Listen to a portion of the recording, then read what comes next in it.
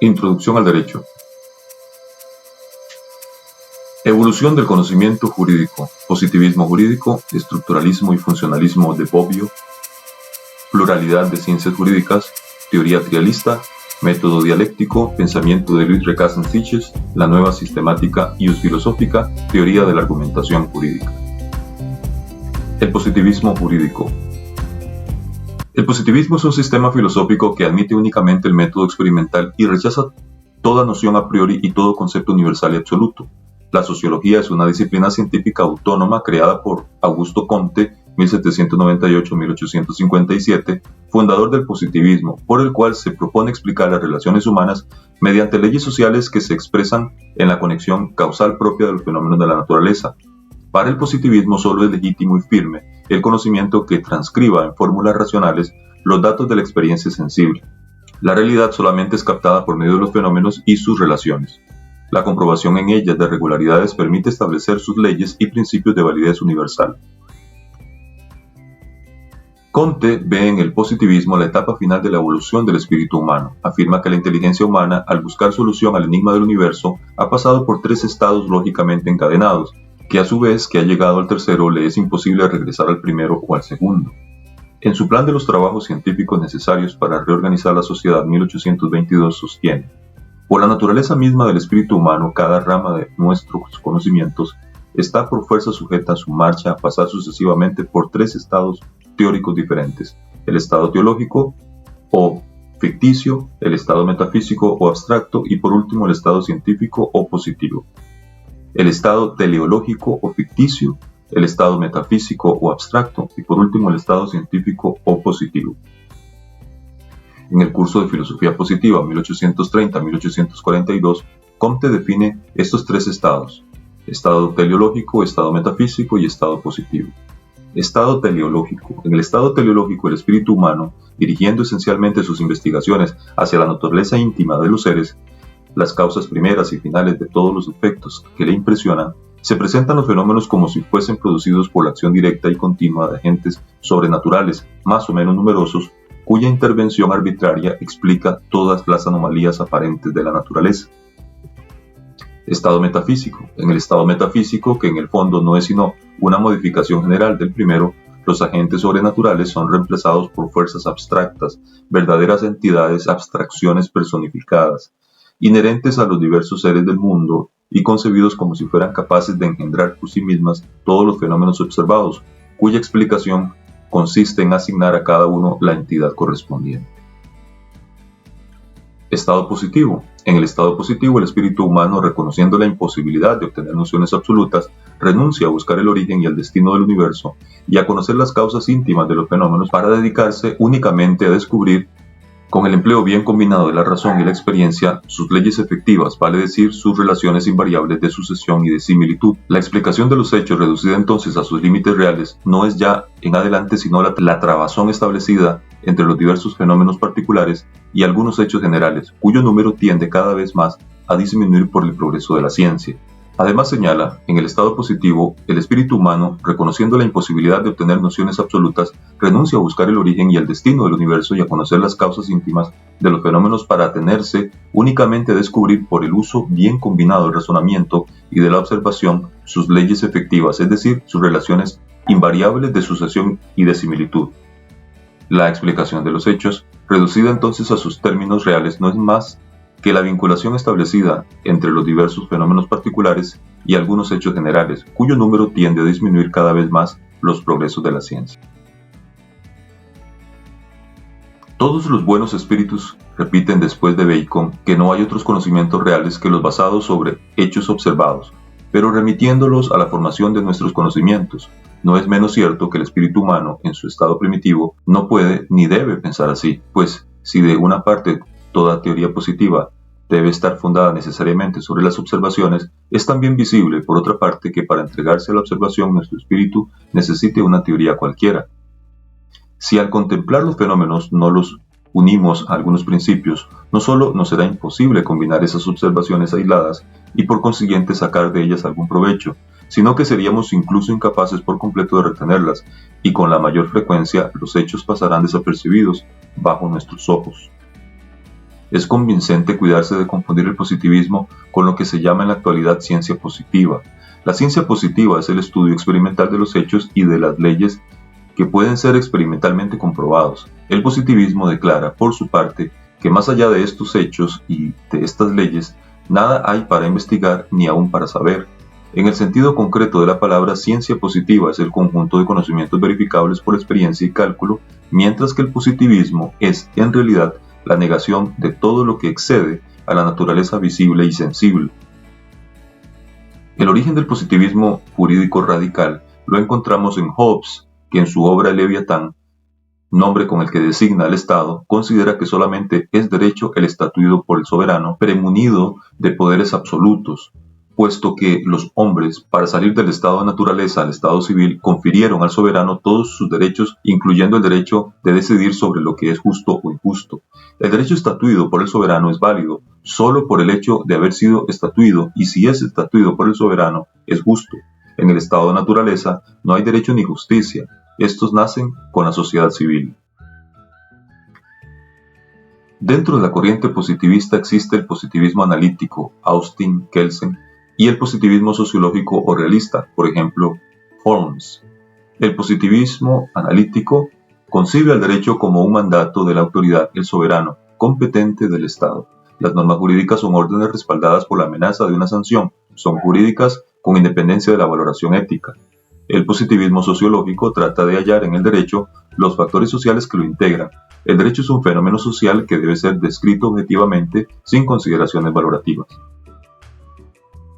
En el positivismo jurídico podemos distinguir dos sentidos. Por un lado, el positivismo científico, regido por un método de investigación riguroso, sistemático y verificable, sin dogmas ni apelaciones sobrenaturales. En este sentido, tanto Kelsen, positivismo jurídico, como Holmes, realismo jurídico, son positivistas.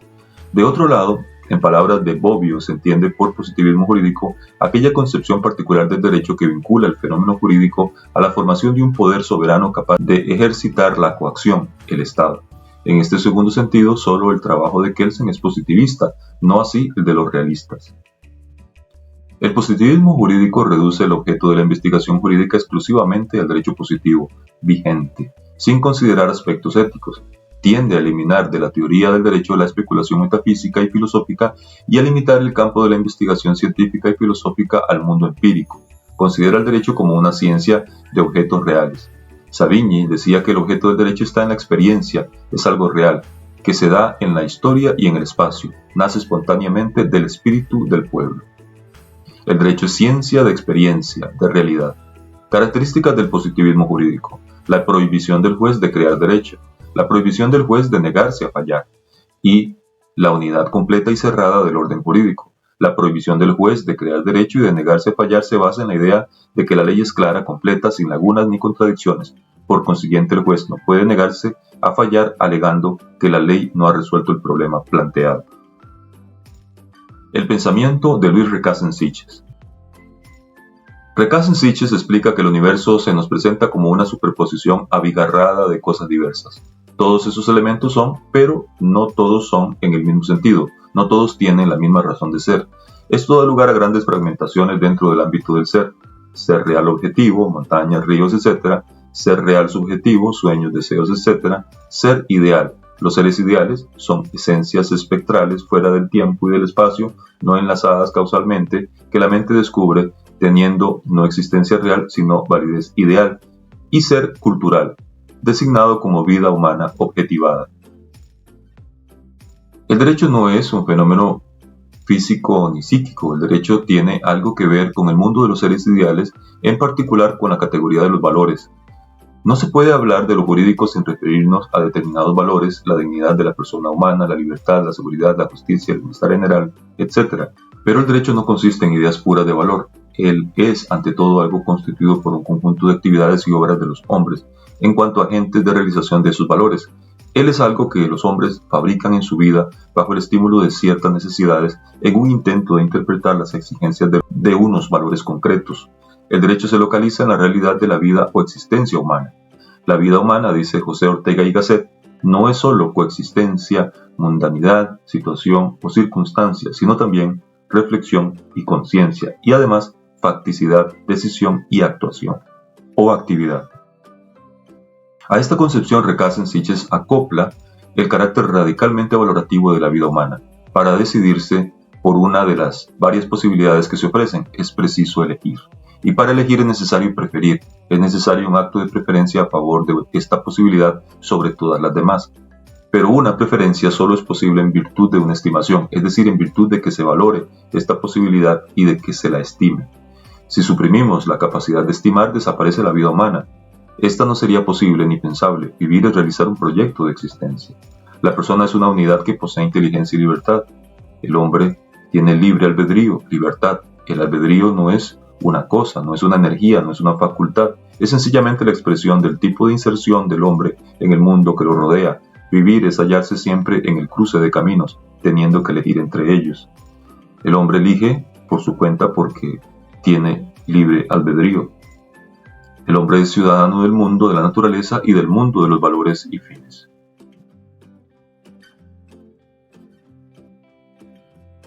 La cultura es la vida humana misma, por cuanto es proyectada hacia valores. Es un conjunto de creaciones humanas. Las creaciones culturales constituyen vida humana objetivada que se forma a cada paso por la acción del sujeto. Ese espíritu objetivado en las obras humanas. Los productos culturales son obras derivadas de ciertas necesidades y exigencias. Al igual que los demás productos culturales, el derecho posee un sentido y una significación. Recasens Sitges comparte con Miguel Reale que el derecho contiene tres aspectos íntima y recíprocamente unidos de modo inseparable: valor, norma y una clase especial de hechos sociales, la famosa teoría tridimensional del derecho. Afirma Recasens Sitges que el derecho positivo, como todo reino de la vida humana, debe ser tratado mediante una lógica distinta de la lógica formal, una lógica específica de lo jurídico, que es la lógica de lo razonable, que debe ser el único método de interpretación jurídica. En opinión de Recasens Sitges, las funciones del derecho en la vida son: a. Función de certeza y seguridad y función de cambio progresivo. b. Función de resolver los conflictos de intereses, función primaria del derecho. c. Función de organización, legitimación y limitación del poder político. Resulta disparatado, dice Recasens Sitges, el querer aplicar a unos objetos los métodos de conocimiento propios de otra clase totalmente heterogénea de objetos, que es lo que pretendían los ensayos de una ciencia naturalista del derecho, al modo de física o biología de lo jurídico, como si el derecho fuese naturaleza y no vida humana con sentido o logos. Adviértase que el carácter científico o no científico de un conocimiento es algo que se pregona de ese conocimiento mismo y no de su objeto. Hay conocimiento científico si el objeto es asequible al conocimiento, si le es dado en algún modo y el conocimiento logra apoderarse de él objetivamente, tal como es, con seguridad o certeza, plenamente, no fragmentario, y de modo justificado, o sea, explicado, evidente. Que el objeto sea de una u otra índole no determina la afirmación o la negación de carácter científico para su conocimiento. Será científico siempre y cuando logre apoderarse de su objeto en la forma indicada, cualquiera que fuese la naturaleza de éste. Estructuralismo y funcionalismo de Bobbio. En la multiforme experiencia jurídica, dice Bobbio, se integran útilmente entre sí teorías, en la que cada una de ellas pone de relieve un aspecto: la teoría de la relación, el aspecto de la intersubjetividad; la teoría de la institución, el aspecto de la organización social; la teoría normativa, el aspecto de la regulación. En efecto, la experiencia jurídica nos coloca frente a un mundo de relaciones entre sujetos humanos organizados establemente en sociedad mediante el uso de reglas de conducta. Como fundamento de los tres aspectos complementarios queda el aspecto normativo. La intersubjetividad y la organización son condiciones necesarias para la formación de un orden jurídico. El aspecto normativo es la condición necesaria y suficiente. Bobbio afirma que, si es exacto decir que en el derecho común la validez va siempre acompañada de la eficacia, no es igualmente exacta la proposición inversa, esto es, que la eficacia vaya siempre acompañada de la validez. Decir que la costumbre se vuelve válida por causa de su eficacia equivaldría a sostener que un comportamiento se vuelve jurídico por el solo hecho de ser constantemente repetido. Para que la costumbre sea válida es necesario que reciba una forma jurídica atribuida por la ley, que sea acogida por un sistema jurídico como un comportamiento obligatorio cuyo incumplimiento implica una violación. El derecho viviente, hechos o aspiraciones jurídicas que se van formando en la sociedad, no es a un derecho, no es norma o conjunto de normas, sino únicamente cuando es eficaz, y es eficaz cuando el juez le atribuye fuerza coactiva. Si el derecho viviente puede ser considerado como fuente de conocimiento jurídico, solo el juez, y con más razón el legislador, puede ser considerado como fuente de calificación. Desde el punto de vista formal, la norma jurídica es una proposición prescriptiva cuya ejecución está organizada por una sanción externa, cuya ejecución está garantizada por una sanción externa e institucionalizada. Según Bobbio, la ciencia jurídica es a un mismo tiempo histórica, cultural o humana y ciencia natural. Su objeto está constituido por las acciones humanas y por un complejo de reglas de comportamiento que son estudiadas no por el método de la observación, sino por el de la interpretación. En cuanto al fin, como ciencia generalizante, no se considera de las ciencias naturales. En el Estado social contemporáneo, el derecho ya no solo tiene la función negativa de proteger los derechos de los ciudadanos y de reprimir sus violaciones, sino que ha asumido también la de impulsar las actividades socialmente útiles, recurriendo a sanciones positivas, premios e incentivos. El derecho es el conjunto de normas que se hacen valer por medio de la fuerza, es decir, que es un ordenamiento normativo con eficacia reforzada. Bobbio reconoce que el ordenamiento jurídico no es autosuficiente, sino que se debe poner el acento sobre las relaciones del sistema jurídico con el sistema económico, político y social. Sostiene Bobbio que la teoría funcionalista del derecho no ha reemplazado a la estructuralista, sino que se trata de dos puntos de vista compatibles que se integran mutuamente y de manera siempre útil. El conocimiento del derecho debe ser global y no sectorial. El análisis estructural evidencia elementos que son distintos de aquellos que patentiza el análisis funcional. Bobbio postula la hipótesis de la existencia de dos modelos de ciencia jurídica. El primer modelo corresponde a un sistema jurídico cerrado. Las normas son dadas a priori, autónomo, autosuficiente, el mismo que se da en una sociedad estable. El objeto de la ciencia jurídica son las normas previamente dadas y la función del jurista teórico consistirá en indicar cuáles son las válidas, determinación del objeto, y en interpretarlas, entendida la interpretación como una función recognoscitiva no creativa. El segundo modelo corresponde a un sistema jurídico abierto, no autónomo, sino dependiente del sistema social global, propio de una sociedad en transformación, con una creciente importancia de las fuentes extraestatales. El objeto de la ciencia jurídica no se encuentra en las normas, sino en los hechos sociales, como relaciones sociales, intereses, hechos culturales. Las normas son las valoraciones de estos hechos. La actividad del jurista no es tanto de interpretación, sino de búsqueda del derecho. El análisis estructural satisface la pregunta de qué se compone el derecho, prescindiendo de toda preocupación ideológica, mientras que el análisis funcional trata de contestar a la pregunta ¿para qué sirve el derecho? Para la teoría funcional, la realidad jurídica se muestra inescindiblemente contaminada con lo político, lo económico, lo axiológico, etc. La concepción tradicional reconocía al derecho una función protectora o una función represiva por medio de técnicas de desalentamiento. El uso cada vez más frecuente de técnicas de alentamiento pone en crisis a la imagen del derecho como protector represivo. Esto hace que surja una nueva imagen del derecho como un ordenamiento con labor promocional mediante la provocación de la realización de los actos socialmente deseados. El derecho cumple también la tarea indicadora de cuándo, cómo, cuánto y quién ejerce el poder coactivo. En cuanto a integrar la sociedad por el derecho, este tiene la función modeladora, autosuficiente o función debilitada, puesto que en las sociedades desarrolladas se comprueba una reducción de la tarea específica del derecho como instrumento de control social. En otros términos, se verifica en las sociedades contemporáneas una toma de conciencia de que el derecho ya no desempeña en exclusividad y con eficacia ilimitada la función de establecer la sociedad querida, sino que junto a él han aparecido otros instrumentos eficaces, persuasivos y no coactivos que cumplen aquella labor. Acerca de la oportunidad en que actúa el ordenamiento jurídico, el derecho cumple una función represiva y una función preventiva. En lo tocante al cumplimiento de los fines previstos, el derecho cumple funciones positivas, por ejemplo, la inamovilidad de los jueces los preserva de la lucha político-partidaria. Funciones negativas, cuando ocurre lo contrario a lo esperado y buscado por el derecho, por ejemplo, la cárcel como escuela del delito y no como reeducadora, y disfunciones, cuando se alcanzan deficientemente los fines propuestos, como los inconvenientes del funcionamiento en el sistema judicial. En lo relativo a los fines particulares y comunitarios, el derecho tiene función privatista y función comunitaria. Y tiene además una función aseguradora y una distributiva. Pluralidad de las ciencias jurídicas. Atienza manifiesta que no hay una sola ciencia, sino una pluralidad de saberes jurídicos que tienen como objeto de reflexión el derecho, dogmática jurídica, teoría general del derecho, derecho comparado, sociología del derecho, filosofía del derecho, entre otros. Werner Goldschmidt, radicado en Argentina, elabora su teoría trialista a partir de la primera edición de su obra Introducción al Derecho, publicada en 1960 por la editorial Aguilar en Buenos Aires. Afirma este autor que el derecho como objeto contiene tres aspectos o dimensiones. 1. Comportamiento que ordena, impera, manda, autoriza, permite, prohíbe, etc., llamado ordenanza. 2. Carácter valioso o disvalioso de la ordenanza. Y 3.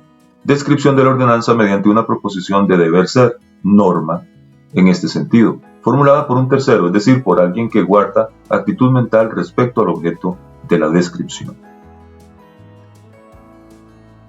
Método dialéctico.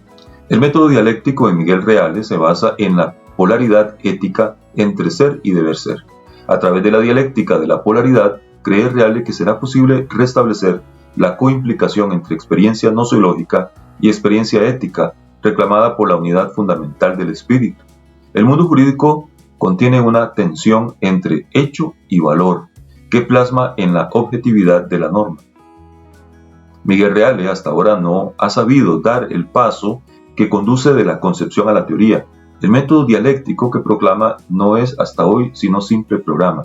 No obstante, conforme al carácter del programa que enfoca la unidad del derecho como un proceso esencialmente dialéctico e histórico, el crítico puede ya anticipar que habrá de repudiar la necesaria relatividad de los valores a la que Reale forzosamente tiene que llegar si toma en serio la correlación fundamental entre valor y tiempo, axiología e historia. La nueva sistemática ius filosófica. La ciencia precede a la filosofía. Esta es supracientífica y trabaja siempre sobre la ciencia, que es su objeto esencial. No cabe ninguna filosofía del derecho antes de concretarse la ciencia dogmática del derecho. La filosofía del derecho no puede prescindir de la ciencia dogmática de éste. No hay una filosofía del derecho a secas, desvinculada de la ciencia jurídica. La teoría egológica divide la problemática ius filosófica en 4 temas. 1. Ontología jurídica o estudio de la esencia del ser del derecho. 2. Lógica jurídica formal o investigación del pensamiento jurídico en cuanto tal. 3. Lógica jurídica trascendental o estudio del pensamiento jurídico en cuanto conocimiento de su objeto propio. Y 4. Axiología jurídica pura o investigación sobre los valores jurídicos puros a los que necesariamente se refiere el derecho. Ontología jurídica. En primer lugar está la reflexión esencial sobre el objeto que el jurista quiere conocer, para mostrar aquí cuál es la ciencia eidética que toda ciencia empírica o de hechos tiene en su base. Ontología jurídica o ciencia eidética de eidos, esencia, el ser del derecho. La ontología jurídica describe la esencia de aquello que constituye su objeto de conocimiento jurídico, el derecho positivo. Lógica jurídica formal. En segundo lugar, como el contrapolo de lo precedente, está el examen del estilo de pensar que practica el jurista cuando está en su tarea. Lógica jurídica formal. La tarea de la lógica jurídica formal es analizar la estructura de esa unidad de pensamiento jurídico que es la norma, mostrando las diversas partes que la integran necesariamente. La tarea analítica de la norma, de la parte, se complementa con la analítica del ordenamiento jurídico del todo. Pues para que el pensamiento jurídico sea válido es necesario que sean compatibles no solo las diversas partes de la estructura unitaria, que es la norma, sino también que sean compatibles las diversas normas entre sí. De acuerdo con esto, la lógica jurídica formal estudia la validez del derecho, esto es, que las diversas partes del pensamiento, que son las normas, sean compatibles entre sí. En materia lógica jurídica formal, la teoría egológica acepta las investigaciones de Kelsen y sin ninguna alteración de su contenido transforma profundamente el alcance y el papel de la teoría pura. Para Kelsen, la norma aislada tiene la estructura de un juicio hipotético según la fórmula dado H debe ser P. Frente a esto, la teoría egológica presenta la norma como un juicio disyuntivo: dado H debe ser P, o dado no P debe ser S. Según la teoría pura del derecho de Kelsen, el deber ser es neutro a toda valoración y consiste en la mera imputación de un antecedente a un consecuente. La teoría egológica reconoce tres clases de deber ser, cuya articulación sistemática le permite zanjar las dificultades de la teoría jurídica. Número 1. El deber ser axiológico, o sea, el intrínseco valor de algo por cuya virtud ese algo merece ser derecho. Esto está ya advertido en Kant. Número 2. El deber ser existencial, que es la libertad del ser humano en su presencia bruta o mero existir, la cual no es un desnudo poder ser. Y 3. El deber ser lógico, que es una simple cópula proposicional que nos permite pensar con normas. Según Kelsen, es ilusorio el pseudoproblema de las lagunas del derecho porque se es libre de hacer u omitir aquello a que no se está obligado. Aquí la teoría egológica hace ver que el ordenamiento jurídico presupone el principio de que todo lo que no está prohibido está jurídicamente permitido. Este axioma ontológico del derecho está impuesto ontológicamente por la libertad, en la cual la conducta consiste y es un juicio sintético a priori y no un mero juicio analítico como podría parecerlo. Lógica jurídica trascendental. En tercer lugar está el ligamen de las dos instancias anteriores, es decir, no lo que el jurista conoce, ni cómo piensa, sino cuándo conoce. Lógica jurídica trascendental. No basta que el pensamiento jurídico sea válido, sino que es necesario que sea verdadero. El pensamiento jurídico alcanzará la plenitud de la verdad en su referencia a los datos empíricos que constituyen su objeto. Corresponde a la lógica jurídica trascendental indagar las estructuras del pensamiento, no como puro pensamiento, sino como conocimiento de su objeto propio, y descartar aquellas formas de pensamiento que no convienen al objeto de estudio. ¿Qué relación hay entre la norma y la conducta? La teoría egológica dice, si la norma es un concepto, entonces entre norma y conducta existe sencillamente una relación de concepto a objeto. La importancia del enunciado verbal deber ser como simple cópula lógica cobra un alcance insospechado. La libertad que define al ser humano, pensada con el verbo ser, es una libertad petrificada o cosificada. Es la libertad muerta de la historia o de la sociología. El verbo ser, verbo del ente inmóvil de la identidad, no es apto para conceptualizar la libertad, porque la libertad no es algo que esté hecho, sino que está haciéndose, es creación, huidiza presencia, milagroso tránsfuga que saca de su entraña todo cuanto el hombre ama y comprende. Otra cosa ocurre con el verbo deber ser. Mediante él es posible conceptuar la conducta en su viviente libertad, es decir, referirnos a la conducta como conducta mediante conceptos. Eso significa la posibilidad de una ciencia acerca de la conducta misma, y por eso la teoría egológica presenta la ciencia del derecho como una ciencia de la plenaria vida humana.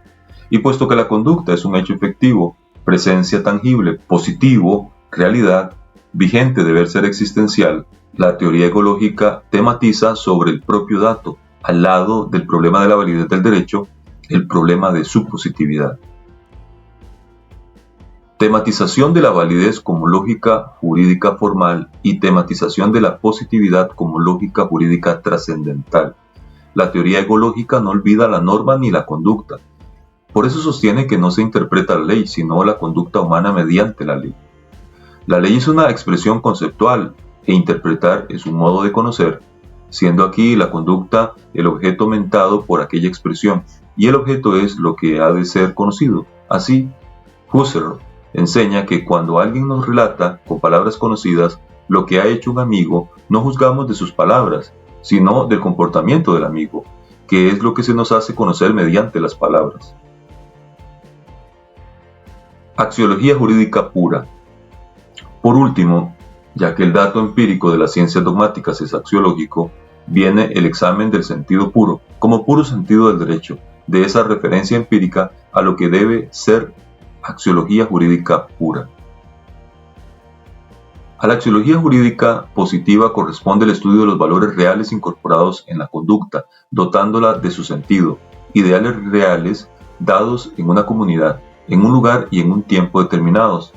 Y a la axiología jurídica pura corresponde el estudio del valor puro o ideal verdadero, desgajado de su concreción en una institución, lugar y tiempo, en pura referencia al derecho en general. La axiología jurídica positiva forma parte de la ciencia jurídica y la axiología jurídica pura forma parte de la filosofía del derecho. Los valores puros que indaga la axiología jurídica pura son la justicia, a la cual acompañan 6 valores que se dan apareados de 2 en 2, seguridad y orden, paz y poder, y solidaridad y cooperación. La ciencia empírica del derecho ocupa el centro de la preocupación de la teoría ecológica y da unidad sistemática a los 4 temas de la filosofía jurídica: la ontología jurídica, la lógica jurídica formal, la lógica jurídica trascendental y la axiología jurídica pura. Teoría de la argumentación jurídica. La teoría de la argumentación jurídica es desarrollada por Bishwek, Perelman, Tolmin, McCormick, Robert Alexy y Manuel Atienza. Argumento significa razonamiento que se emplea para probar o demostrar una proposición, o bien para convencer a otro de aquello que se afirma o se niega. Raciocinio, que se tiene por decisivo para demostrar justificadamente una tesis. Argumentar quiere decir indicar las razones que permiten que una afirmación aparezca justificada, acertada o, a lo menos, discutible. Las razones para alcanzar esta meta tienen que ser propuestas de tal modo que convenzan al presunto participante en la discusión, que sean capaces de que supere, por ejemplo, las razones opuestas por él alegadas. Se argumenta en el ámbito de los diversos conocimientos, lógicos, filosóficos, lingüísticos, psicológicos, etc., y en el de la vida cotidiana, pero aquí nos referiremos a la actividad de argumentar de los profesionales del derecho, pues este ofrece el campo más importante para la argumentación. La argumentación jurídica es la que se hace sobre hechos y una argumentación de tipo normativo. La argumentación sobre normas da cuenta de los razonamientos que se producen tanto en la etapa de creación del derecho como en la de su interpretación y aplicación. La práctica del derecho en cada una de sus etapas se realiza mediante argumentaciones en favor o en contra de una tesis determinada. Son ámbitos de la argumentación jurídica. Número 1. El de la producción o establecimiento de normas jurídicas, el mismo que se subdivide en la fase prelegislativa y la fase legislativa. La primera de ellas se efectúa por aparecer un problema social que se piensa puede resolverse mediante el derecho. Por ejemplo, ante la creciente ola de delincuencia, se debate en las universidades, colegios profesionales, medios de comunicación social, etc., esgrimiendo razones a favor y en contra de la dación de una legislación que incremente las penas. La fase legislativa se caracteriza por las argumentaciones de carácter técnico-jurídico que se producen en el Parlamento u otros órganos encargados de crear derecho. Por ejemplo, las argumentaciones de unos estarán orientadas a convencer a los demás de que la pena de muerte disminuye o hace desaparecer la criminalidad, mientras que los otros darán las razones que demuestren lo contrario, y habrá otros que expongan las razones morales que demuestren que la pena de muerte es inaceptable, no obstante, que con ella se disminuye la criminalidad. 2. Las argumentaciones en el campo de la aplicación de las normas jurídicas a la solución de casos por los jueces, órganos administrativos, árbitros o por los particulares. La argumentación judicial puede versar sobre los hechos o sobre el derecho. La que versa sobre el derecho es un problema de interpretación. Toda decisión judicial debe estar motivada, es decir, debe expresar las razones que justifican la decisión. 3. El tercer ámbito de la argumentación jurídica es el de la dogmática jurídica. En esta se distinguen 3 funciones. A. Suministrar criterios para la producción del derecho. B. Suministrar criterios para la aplicación de este. Y C. Sistematizar un sector del ordenamiento jurídico. Los procesos de argumentación en cumplimiento de la segunda función suministran criterios para facilitar a los órganos aplicadores del derecho la toma de una decisión jurídica consistente en la aplicación de una norma a un caso concreto. El dogmático se ocupa de casos abstractos, por ejemplo, cuáles son los límites entre el derecho a la libertad de contratar y el derecho de protección del consumidor, más para ello puede apoyarse en casos concretos, y el magistrado trata de casos concretos, pero con la pretensión de que la razón decidendi de su fallo sirva de base para solucionar casos futuros semejantes. El aplicador del derecho necesita recurrir a criterios suministrados por la dogmática, sobre todo cuando se enfrenta a casos difíciles, al tiempo que la dogmática se apoya también en casos concretos, según Atienza. Para distinguir las perspectivas del análisis de las argumentaciones, se debe distinguir con antelación entre el contexto de descubrimiento o de explicación y el contexto de justificación. Veamos, por ejemplo, Juan mata de un balazo a Pedro. Juan dice que la razón por la que mató a Pedro es que lo odiaba, y su interlocutor contesta que odiar a una persona no es razón suficiente para matarla. En el primer caso, la palabra razón está utilizada para aludir al motivo que determinó a Pedro para matar a Juan. Se trata de una razón explicativa de ser. En el segundo caso, la palabra razón es empleada en su sentido justificativo, de deber ser. La acción del homicida Pedro carece de justificación. Una cosa son las razones psicológicas, ideológicas, religiosas, morales, económicas, etc., que determinan a una persona a actuar de cierta manera, y otras las razones tendientes a justificar o validar ese comportamiento. En la argumentación judicial se parte del contexto de descubrimiento, mediante las pruebas y presunciones legales, para luego pasar al contexto de justificación. Se describen y explican los hechos y luego se valora la acción del autor de ellos. El juez debe justificar sus decisiones como un mandato imperativo. La argumentación jurídica está limitada por el respeto al ordenamiento jurídico, a los principios y valores que le sirven de fundamento, así como a la verdad de los hechos. Para argumentar rectamente hay que conocer, y para conocer hay que investigar, indagar por la verdad de los hechos y por el sentido y alcance del derecho respecto a estos. No puede argumentar rectamente quien desconoce el derecho o ignora los hechos. La lógica formal o deductiva es un componente necesario de la argumentación jurídica, pero no suficiente como para justificar todos los casos, porque solo suministra criterios de corrección formales, pero se desentiende de las cuestiones materiales o de contenido que tienen relevancia en ciencias no formales como el derecho.